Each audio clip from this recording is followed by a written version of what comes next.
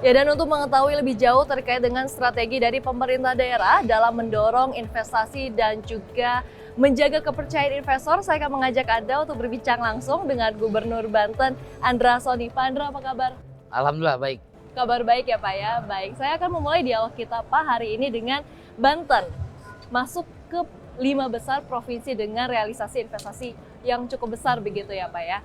Nah, ini faktor utamanya boleh dijelaskan Pak kepada kami Pak? Ya 3 tahun berturut-turut ya Provinsi Banten menjadi peringkat kelima untuk realisasi investasi di Indonesia.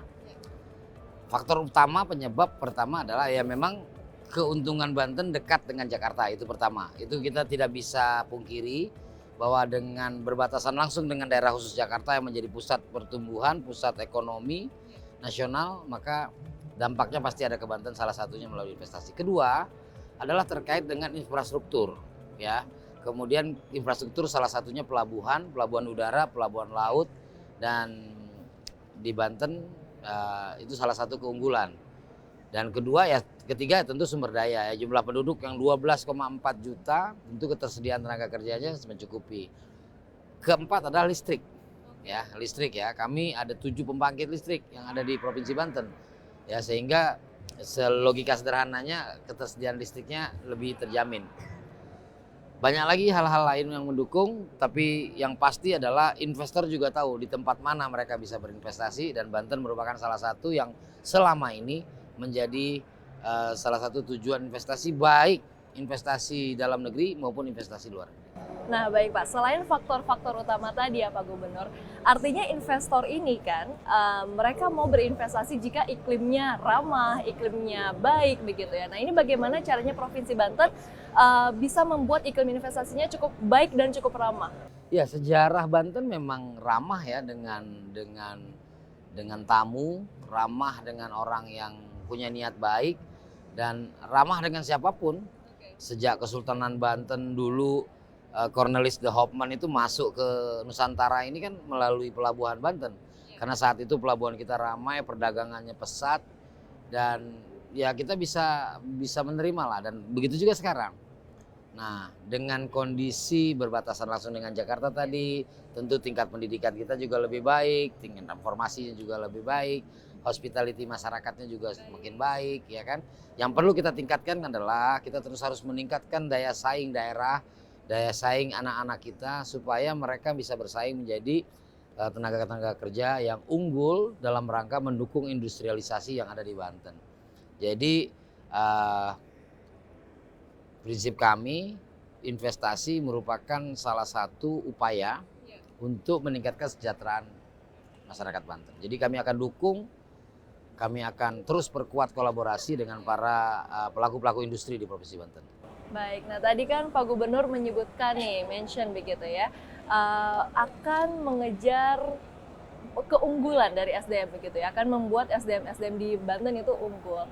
Nah ini program-program dari pemerintah seperti apa Pak? Pertama ya, wajib belajar 13 tahun, pemerintah Provinsi Banten hari ini sudah mulai menjalankan program sekolah gratis untuk pelajar-pelajar tingkat SMA, SMK yang ada di Banten. Saat ini di awal kita telah memulai dengan 65.000 siswa. Kedua, kita membangun kolaborasi yang kuat dengan asosiasi-asosiasi. Salah satunya adalah APindo, Asosiasi Pengusaha Indonesia Banten, yang mana kita ada satu gerakan di sana, kita melatih atau kita melakukan pendidikan vokasi kepada warga Banten. Kemudian juga kita memberikan pelatihan untuk afiliator, dan banyak hal lain terkait dengan peningkatan kualitas sumber daya manusia untuk daya saingnya. Dan kemudian kita bekerja sama dengan pengusaha-pengusaha, industri-industri, di mana di situ nanti mereka sekaligus jadi off-taker-nya. Nah, itu upaya-upaya yang kita lakukan. Tentu ya, dengan program makan bergizi gratis, kemudian program sekolah rakyat yang ada, kemudian pembangunan dari desa yang kemudian mengarah kepada ketahanan pangan dan sebagainya, itu secara tidak langsung atau secara langsung yang pastinya itu akan sangat membantu kami. Nah, salah satunya adalah melahirkan kualitas sumber daya manusia yang kuat ya, makan setiap hari. Saat ini kan udah 3 juta 1, sekian juta warga Banten yang telah menerima makan bergizi gratis yang manfaatnya pasti adalah kepada kualitas sumber daya manusia kami 10-20 tahun yang akan datang. Baik, Pak Gubernur, ini kan saat ini bukan hanya Banten ya Pak ya, yang berlomba-lomba untuk menarik investasi. Seluruh daerah saat ini berlomba-lomba untuk menarik investasi begitu ya. Keunggulan dari Banten Pak dibandingkan dengan daerah lain? Ya, semua daerah punya keunggulan ya. Semua daerah punya keunggulan. Ada yang memang langsung dekat dengan sumber dayanya, ya. Kalau Banten seperti yang saya sampaikan tadi, kami ini berbatasan langsung dengan Jakarta. Orang ke Indonesia pertama turun itu di Banten. Ya, Pelabuhan Soekarno-Hatta itu ada di Banten. Kedua, industri-industri hulu ya yang tumbuh dan berkembang selama ini salah satunya di Banten. Industri petrokimia dan sebagainya itu ada di Banten. Nah, kemudian ditambah lagi kebijakan pemerintah provinsi yang ya terus melakukan kegiatan. Salah satu adalah Banten Investment Forum ini. Kami lakukan secara reguler dan kolaborasi pastinya dengan pihak kabupaten kota, dengan pemerintah kabupaten kota. Kita terlibat bersama-sama karena kita ingin menjadi tujuan investasi yang terbaik. Ya, kita sedang tidak berlomba dengan kawan-kawan dari daerah lain, tapi kita sedang berlomba dengan diri kita sendiri supaya kita mampu menarik investasi dan terrealisasi di Provinsi Banten. Oke, artinya setiap tahun targetnya nambah terus ya Pak ya? Iya, kita nambah tahun. Tahun ini target kita 119 triliun. 119 triliun dan di triwulan ketiga ini sudah terrealisasi sebanyak 91,5 triliun ya Pak ya. Nah, dengan 91,5 triliun ini Pak, sebetulnya sektor apa saja yang paling dominan? Pertama tetap ya konstruksi dan perumahan ya, kemudian juga pengolahan ya, industri pengolahan. Di Banten itu ya Pak ya, transportasi Pak? Transportasi jelas. Oke, kegudangan, baik. jasa. Baik, Pak, ini sejauh mana Pak peran reformasi birokrasi dan juga digitalisasi perizinan ini berkontribusi dalam mempercepat proses investasi di Banten? Sangat ya. Jadi perizinan yang satu pintu, perizinan yang tepat, terukur, ya itu pasti yang diharapkan oleh investor. Jadi ada kepastian ya, dan itu yang terus kita lakukan. Maka membangun komunikasi dengan para investor itu salah satu adalah memberikan kemudahan-kemudahan informasi dan pendampingan ya saat mereka memerlukan. Kalau digitalisasi sendiri seperti apa? Digitalisasi sendiri ya penting, memang penting ya, itu sangat penting dan itu harus diutamakan supaya bisa jadi seragam ya di seluruh Indonesia. Insya Allah. Kan sekarang sudah menggunakan digitalisasi OSS ya. Oke, mungkin contoh konkretnya nih Pak, biar pemirsa CNBC ya kami Indonesia. Di Provinsi Banten ya kalau bicara tentang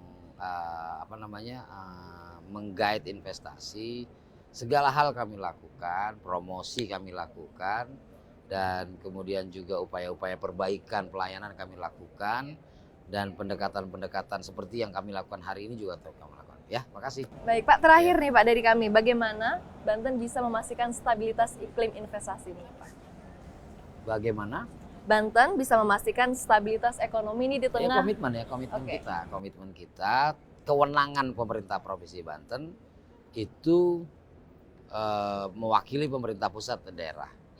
Bapak Presiden sudah keliling kemana-mana menyampaikan mereka mengajak investasi masuk ke Indonesia dengan memberikan jaminan keamanan dan sebagainya. Nah, tugas kita adalah hal yang sama, memastikan bahwa itu berjalan di daerah. Oke? Baik, terima kasih banyak Gubernur Banten Pak Andra Soni telah berbagi informasi dan juga insight kepada kami Pak. Sehat dan sukses selalu untuk Anda. Terima kasih banyak.